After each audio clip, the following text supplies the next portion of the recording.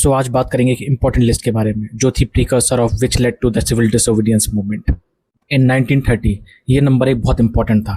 It meant either peace or a nationwide movement. So basically ये last chance था to sort out Indian issues जिससे पहले कुछ बहुत बड़ा हो जाए। सो ब्रिटिशर्स ने अगर ये डिमांड्स नहीं मानी तो एक बहुत बड़ा सिविल डिसोबीडियंस मूवमेंट स्टार्ट हो जाएगा, सिंपल एज दैट। सो ये केवल एक सिंपल लिस्ट नहीं थी, it was a clever strategy to unite whole of India. और यहाँ पे ये ब्रिलियंट स्ट्रेटेजी है जहाँ वो पुअर और रिच को साथ ले आए for a common cause.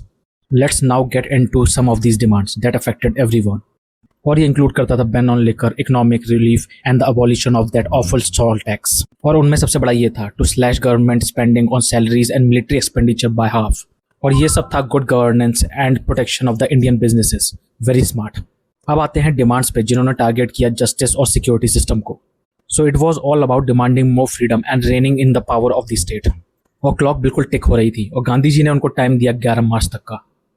So future of India literally in his hand. So viceroy Irwin ने क्या किया और उनका रिस्पॉन्स एकदम साइलेंस था। उन्होंने चीज़ों को इग्नोर कर दिया, बल्कि वो बात करने तक को तैयार नहीं थे।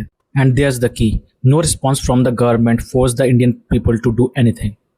सो इसके साथ it was the start of a really big national movement. So on the very next day 12 March को उन्होंने अपना हिस्टोरिक 240 माइल्स का वॉक स्टार्ट किया।